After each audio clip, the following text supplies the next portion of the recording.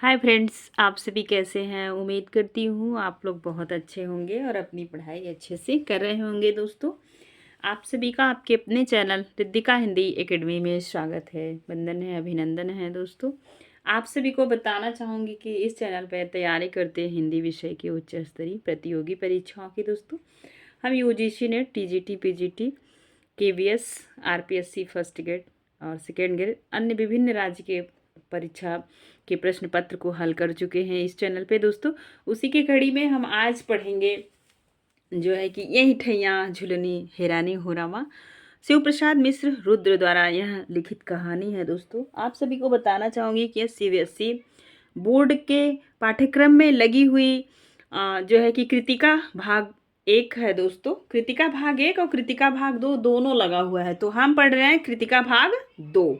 उसी के अंतर्गत आज हम पढ़ेंगे यही ठैया झुलनी हैरानी हो रामा, शिव प्रसाद मिश्र रुद्र का। यह केबीएस पीजीटी के पाठ्यक्रम में लगी हुई है पुस्तक। कृतिका भाग 1 भी लगी है, कृतिका भाग 2 भी लगी है। तो आज हम ये जो चैप्टर पढ़ रहे हैं ये कृतिका भाग 2 में है और आज का ये चौथा चैप्टर है। दोस्तों, 3 चैप्टर को हम अपने इस चैनल पे कवर कर चुके हैं। आप आइए चलते हैं और जानेंगे शिव, थोड़ा सा आप पाठक परिचय देख लीजिए शिव प्रसाद सिंह के बारे में। दोस्तों, तब इसके बाद हम कहानी का आनंद लेते हैं। सबसे पहले आपको बताना चाहूँगी कि इसकी रचना जो है कि ये शिव प्रसाद मिश्र रुद्र ने की है। किसकी? यही ठैया झुलनी हैरानी हो रामा, क्योंकि ये आपको मिलान करने के लिए एग्जाम में आ सकता है। दोस्तों, ठीक है। और उसी के तहत अब हम सब चलेंगे, थोड़ा सा परिचय देखेंगे शिव प्रसाद मिश्र का। इनका जन्म 27 सितंबर 1911 को जो है कि वाराणसी में हुआ था। ठीक है। और ये बीए और एमए और इन्होंने पीएचडी काशी हिंदू विश्वविद्यालय से किया था। दोस्तों, और इनका जो कार्य क्षेत्र रहा ये रापर्ट्सगंज के दुद्धि, आप जानते होंगे, दुद्धि चौपन में सब इंस्पेक्टर ऑफ स्कूल में कार्यरत थे। ये जाने जाते हैं सबसे ज़्यादा नाटककार, उपन्यासकार, स्तंभकार, कवि एवं व्यंग्यकार के रूप में। दोस्तों, इन्होंने कुछ पत्र पत्रिकाओं पे काम किया है, जैसे दैनिक समाचार पत्र, हरिश्चंद्र, आज, और 1959 में बनारस हिंदू विश्वविद्यालय में इन्हें हिंदी विभाग के सदस्य के रूप में भी जो है कि स्थान मिल गया था। दोस्तों, ये रहा लेखक का परिचय। अब हम चलेंगे, पढ़ेंगे यही ठैया झुलनी हैरानी हो रामा। आप सभी आप चलिए देखते हैं लेखक इस कहानी के माध्यम से आपको क्या बताना चाह रहा है और फिर हमारे सिलेबस में लगाने का उद्देश्य क्या है। महाराष्ट्रीय महिलाओं की तरह धोती लपेटे, कच्छ बांधे, दुलारी दनादन दंड लगाती जा रही हैं। दुलारी को दोस्तों आप अंडरलाइन कीजिएगा, हो सकता है कि पूछा जाए कि यह पात्र किस कहानी की है। ठीक है, चलिए आगे चलते हैं। उसके शरीर से टपक टपक गिरी बूंदों से भूमि पर पसीने सा पुतला बन गया था। कसरत समाप्त करके उसके 4 खाने के अंगोछे से अपना बदन पोछा, बंधा हुआ जूड़ा खोलकर सिर पर पसीना सुखाया और तत्पश्चात आदम कद आईने के सामने खड़ी हो गई। तो कौन खड़ा हो गया? दुलारी देवी।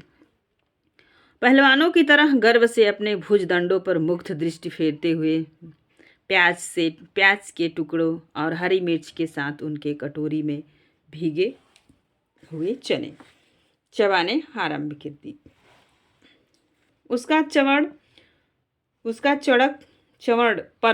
माने दांत होता है, पर अभी समाप्त न हो पाया था कि किसी ने बाहर बंद दरवाजे की कुंडी खटखटाई। दुलारी ने जल्दी जल्दी कच्छ खोलकर बाकायदे धोती पहनी, मतलब अंदर बनियाइन पहनी थी, उसको खोलकर धोती पहनी, केस समेटकर करीने से बांध लिए और तब दरवाजे की खिड़की खोल दी। बगल में बंडल सी कोई चीज़ दबाए दरवाजे के बाहर टुन्नू खड़ा था। उसकी दृष्टि शर्मीली थी और उसके पतले होठों पर झेप भरी फीकी मुस्कुराहट थी। बिलोल आंखें टुन्नू की आंखों से मिलाते हुए दुलारी बोली। यहाँ पे आप देखेंगे बिलोल का मतलब होता है चंचल और अस्थिर। दुलारी बोली, तुम फिर यहाँ टुन्नू? प्रश्नवाचक चिन्ह। मैंने तुम्हें यहाँ आने के लिए मना किया था ना टुन्नू की मुस्कुराहट उसके ओठों में ही विलीन हो गई। उसने गिरे मन से उत्तर दिया, साल भर साल भर का त्यौहार था। ठीक है, साल भर का, ध्यान दें, साल भर का त्यौहार था, इसीलिए मैंने सोचा कि कहते हुए उसने बगल से बंडल निकाला और उसे दुलारी के हाथों में दे दिया। दुलारी बंडल लेकर देखने लगी। उसमें दुलारी जो है क्या कि बंडल लेके देखने लगी। खद्दर की एक साड़ी लपेटे हुई थी। उसमें क्या लपेटा हुआ था? खद्दर की एक साड़ी लपेटे हुई थी। टुन्नू ने कहा, यह खास गांधी आश्रम की बिनी है। उस समय आप 11 देख पा रहे होंगे, यही समय था। लेकिन इसे तुम मेरे पास क्यों लाए हो? दुलारी ने कड़े स्वर से पूछा टुन्नू को। शीर्ण वदन का मतलब आप समझेंगे कि कुमलाया हुआ मुख या उदास चेहरा। शीर्ण वदन और भी सूख गया। उसने सूखे गले से कहा, मैंने बताया ना कि होली का त्योहार था। टुन्नू की बात काटते हुए दुलारी चिल्लाई, होली का त्योहार था तो तुम यहाँ क्यों आए? जलने के लिए? क्या तुम्हें कहीं और चिता नहीं मिली जो मेरे पास दौड़े चले आए? तुम मेरे मालिक हो या बेटे हो या भाई हो, कौन हो? खैरियत चाहते हो तो अपना यह कफन लेकर यहाँ से सीधे चले जाओ। और उसने उपेक्षापूर्वक धोती टुन्नू के पैरों के पास फेंक दी। दोस्तों, पहले की जो महिलाओं थी ना, बहुत वीरांगनाएं होती थी। उस समय देश आज़ादी के लिए संघर्ष कर रहा था। लेखक आपको बताना चाह रहा है। पास दौड़े चले आए, तुम मेरे मालिक हो या बेटे या भाई हो, कौन हो? खैरियत चाहते हो तो अपना यह कफन लेकर यहाँ से सीधे चले जाओ। और उसने उपेक्षापूर्वक धोती टुन्नू के पैरों के पास फेंक दी। टुन्नू की काजल लगी बड़ी बड़ी आंखों में अपमान के कारण आंसू भर आए। उसने सिर झुकाए हुए आर्द्र कंठ से कहा, मैं तुमसे कुछ मांगता तो हूँ नहीं। देखो, पत्थर की देवी तक अपने भक्त द्वारा दी गई भेंट नहीं ठुकराती। तुम तो हाड़ मांस की बनी हो। होली का त्योहार था, बाहर रहे होंगे, उन्हें लगा होगा कि इस समय उन्हें एक कपड़ा दिया है। हाड़ मांस की बनी हूँ तभी तो, दुलारी ने कहा। टुन्नू ने जवाब नहीं दिया। उसकी आंखों से कज्जल मलिन आंसू की बूंद नीचे सामने पड़ी धोती पर टप टप टपक रही थी। दुलारी कहती गई। टुन्नू पाषाण प्रतिमा बना हुआ दुलारी का भाषण सुनता जा रहा था। उसने इतना ही कहा, मन में किसी को का वश नहीं। वह रूप या उम्र का ख्याल नहीं होता। और कोठरी से बाहर निकल वह धीरे धीरे सीढ़ियाँ उतरने लगा। दुलारी भी खड़ी खड़ी उसे देखती रही। उसकी भौं अब तो वक्र थी, परंतु नेत्रों में कौतुक और कठोरता का स्थान करुणा की कोमलता ने ग्रहण कर लिया था। उसने भूमि पर पड़ी धोती उठाई। उस पर काजल से सने आंसुओं को धब्बे पड़ गए थे। उसने एक बार गली में जाते हुए टुन्नू की ओर देखा और फिर उसे स्वच्छ धोती पर पड़े धब्बों को वह बार बार चूमने लगी। मतलब महिलाएं होती ही हैं देखने में कठोर, फिर अंदर कुछ और ही होता है। दुलारी के जीवन में टुन्नू का प्रवेश हुए अभी कुछ 6 मास हुए थे। पिछली भादों में 30 के अवसर पर दुलारी खोजवा बाहर में गाने गई थी। खोजवा बाजार में गाने गई थी। दुक्कड़ एक तरीके से मान लीजिए शहनाई वादक होता है। दुक्कड़ पर गाने वालियों में दुलारी की महती ख्याति थी। उसे पद में ही सवाल जवाब करने से की अद्भुत क्षमता प्राप्त थी। कजली एक त्योहार होता है जो बारिश के मौसम में इसमें कुछ गाने गाए जाते हैं। कजली गाने वाले बड़े बड़े विख्यात शायरों की उससे कोर दबती थी। ठीक है, इसीलिए उसके मुंह पर गाने में अभी सभी घबराते हैं। उसके गाने पर इसीलिए उसके मुंह पर गाने में सभी घबराते हैं। मतलब उसे अच्छा गा लेती है। उसी दुलारी को कजली दंगल में अपनी ओर खड़ा देखा होगा। वहीं दोनों क्या हुए, मिले होंगे। ठीक है, ध्यान दें। कर खोजवा वालों ने अपनी जीत सुनिश्चित समझ ली थी, परंतु जब साधारण गाना हो चुकने पर सवाल जवाब के लिए दुक्कड़ पर चोट पड़ी और विपक्ष से 16-17 वर्ष का एक लड़का गौनहारियों की गोली गोल में सबसे आगे खड़ी दुलारी की और हाथ उठाकर ललकार उठा रनिया ल पर परमेश्वरी लोट। आप समझेंगे ये इसे अवग्रह चिन्ह इसे अ पढ़ा जाता है, तो रनिया ला परमेश्वरी लोट। प्रामिसनी नोट। अब उन्हें अपनी विजय पर पूरा विश्वास न रह गया। बालक टुन्नू बड़े जोश से गा रहा था। क्या कर रहा था? बड़े जोश से गा रहा था। रनिया ला परमेश्वरी लोट, दर गोड़े से घेरो बुदिया। घेरो एक तरीका का समझ लीजिए आपकी नाच होता है। दे माथे मोती का विद्या और किनारी में सारी के टाक सुनहली गोट रनिया ला परमेश्वरी लोट। शहनाई वालों ने, आप देखेंगे कि ये गाना अब हो रहा था, लेखक हो सकता है वहाँ रहे हों, उन्होंने इसे ध्यान से नोट किया। शहनाई वालों ने टुन्नू के गीत को बंद बाजे में दोहराया। लोग यह देखकर चकित थे कि बात बात में तीर कमान हो जाने वाली दुलारी आज अपने स्वभाव के प्रतिकूल खड़ी खड़ी मुस्कुरा रही है। कंठ स्वर की मधुरता में टुन्नू दुलारी से होड़ कर रहा था और दुलारी मुग्ध खड़ी सुन रही थी।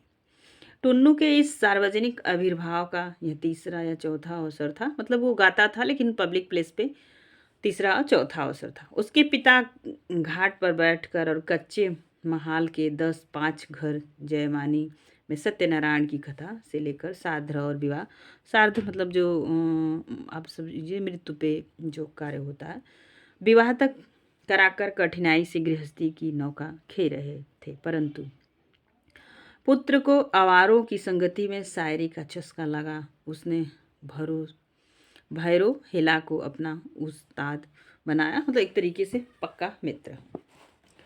शीघ्र ही सुंदर कजली रचना करने लगा। वह पद्यात्मक प्रश्नोत्तरी में भी कुशल था और अपनी इसी विशेषता के बल पर वह वजरडीहा वालों की ओर से बुलाया गया था। उसकी शायरी पर वजरडीहा वालों ने वाह वाह का शोर मचाकर सिर पर आकाश उठा लिया। खोजवा वालों का रंग उतर गया। टुन्नू का गीत भी समाप्त हो गया। ठीक है, पुनः दुक्कड़ पर चोट पड़ी शहनाई का मधुर स्वर गूंजा। अब दुलारी की बारी आई। वो गा चुका, उसके बाद दुलारी की बारी आई। उसने अपनी दृष्टि मद बिहवल बनाते हुए टुन्नू के दुबले पतले परंतु गोरे गोरे चेहरे का भराख देखा और उसके कंठ से छल छल करता स्वर का सोता फूट निकला। कोढ़ियल मुँह में ले बकोट, तोर बापता घाट अगोरल। मतलब अपनी भाषा में उसे एक तरीके से क्या कर रही हैं, व्यंग्य कर रही हैं। बकोट का मतलब होता है दोस्तों मुँह नोच लेना। ठीक है, मुँह नोच लेना।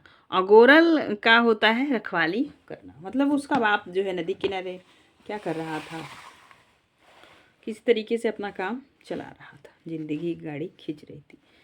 कौड़ी कौड़ी जोर बटोरल तय सरबुआ बोल, जिंदगी में कब देखल लोट कोढ़ियल। ध्यान दे, बोल आप सब जानते हैं ना, बढ़ बढ़ के बोलना, वही यहाँ पे कह रही हैं। अब बजर डीहा वालों के चेहरे हरे हो चले थे। वाह वाही देते हुए सुनने लगे। दुलारी गा रही थी। तुझे लोग आदमी व्यर्थ समझते हैं, तू तो वास्तव में बगुला है। बगुले के पर जैसा ही तेरे शरीर का अंग है। वैसे तो तू बगुला भगत भी है, उसी की तरह तुझे भी हंस की चाल चलने का हौसला हुआ। परंतु कभी कभी तेरे गले में एक मछली का कांटा जरूर अटकेगा और उसी दिन तेरी कलई खुल जाएगी। इसके जवाब में टुन्नू ने गाया, क्या गाया ध्यान दीजिए। जितना मन माने गरियावा, आईने दिल का तपन बुझावा, अपने मन का विथा सुनावा, हम डंके के चोट ए रनिया। मतलब कि एक तरीके से एक दूसरे के खींचातानी वाला यहाँ पे व्यवहार किए जा रहे हैं। आप देखेंगे ना कि आईने का मतलब होता है इस प्रकार या और बिथा का मतलब होता है व्यथा, मतलब व्यर्थ तुम ये सब बकवास कर रही हो, मैं तो करूँगा ही। इस पर सुंदर के सुंदर के मालिक फेंकू सरदार लाठी लेकर टुन्नू को मारने दौड़े। दुलारी ने टुन्नू की रक्षा की। यही दोनों का प्रथम परिचय था। उस दिन लोगों के बहुत कहने पर भी दोनों में से किसी ने भी गाना स्वीकार नहीं किया। मजलिस बदमजा हो गई। ठीक है, गाना स्वीकार नहीं किए, एक दूसरे को बस खींचातानी करने लगे। ध्यान दें, टुन्नू को विदा करने के बाद दुलारी प्रकृतिस्थ हुई तो सहसा उसे ख्याल पड़ा कि आज टुन्नू की वेशभूषा में भारी अंतर था। अबरवा की जगह, ठीक है, अबरवा मतलब बहुत बारीक मलमल, अबरवा की जगह खद्दर का कुर्ता और लखनवी दोपलिया की जगह गाधी टोपी देखकर दुलारी ने टुन्नू से उसका कारण पूछा चाहा, परंतु उसका अवसर ही नहीं आया। उसने धीरे धीरे जाकर अपने कपड़ों का संदूक खोला और उसमें बड़े यत्न से टुन्नू द्वारा दी गई साड़ी सब कपड़ों के नीचे दबाकर रख दी। उसका चित्त आज चंचल हो उठा था अपने प्रति टुन्नू के हृदय की दुर्बलता का अनुभव उसने पहली ही मुलाकात में कर लिया था, परंतु उसने उसे भावना की एक लहर मात्र माना था। बीच में भी टुन्नू उसके पास कई बार आया, परंतु कोई विशेष बातचीत आगे नहीं बढ़ पाई।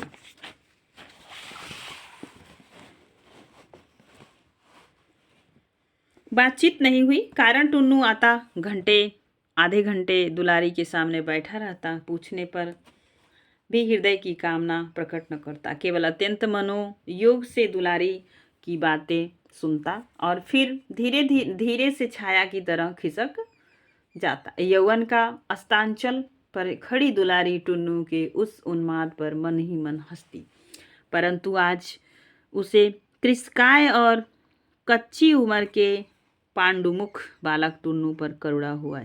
अब दुलारी को यह समझने में देर न लगी कि उसके शरीर के प्रति टुन्नू के मन में कोई लाभ नहीं है। वह जिस वस्तु पर आसक्त है उसका संबंध शरीर से नहीं आत्मा से है। उसने आज यह भी अनुभव किया कि आज तक उसने टुन्नू के प्रति जितनी उपेक्षा दिखाई है वह सब कृत्रिम थी। सच तो यह है कि हृदय के एक निभृत कोने में टुन्नू का आसन दृढ़ता से स्थापित है। फिर भी वह तथ्य स्वीकार करने के लिए प्रस्तुत नहीं थी। वह सत्यता का सामना नहीं करना चाहती थी।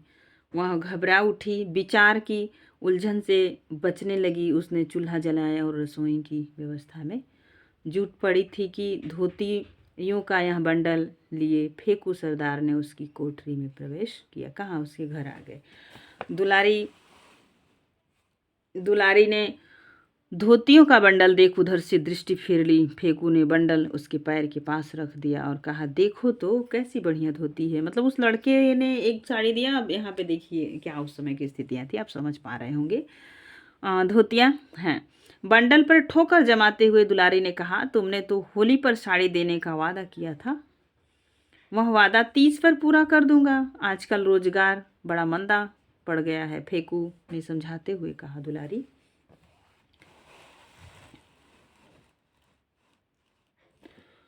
दुलारी फेंकू को उत्तर देना ही चाहती थी कि जलाने के लिए विदेशी वस्त्रों का संग्रह करता हुआ देश के दीवानों का दिल भैरवनाथ की सकरी गली में घुसा और भारत जननी तेरी जय तेरी जय तेरी जय गीत की ध्वनि से उभय पार्श्व का मतलब होता है दोनों तरफ में खड़ा इमारतों की प्रत्येक कोठरी गूंज गई। एक बड़ी सी चादर फैलाकर चार पंक्तियों ने उसके चारों कोनों को मजबूत से पकड़ रखा था।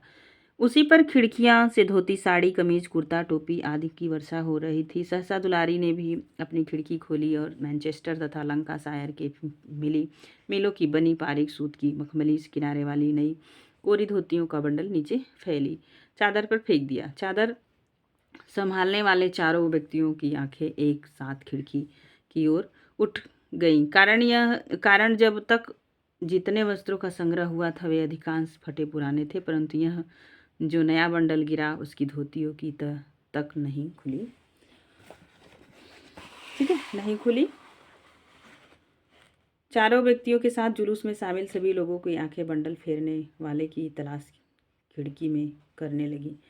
त्यों ही खिड़की पुनः धड़ाके से बंद हो गई। जुलूस आगे बढ़ गया। दोस्तों, आज के लिए बस इतना ही। फिर मिलेंगे नेक्स्ट वीडियो में और इसके आगे के पार्ट लेकर। इसका पार्ट 2 भी बनेगा। दोस्तों, कहानी बड़ी है।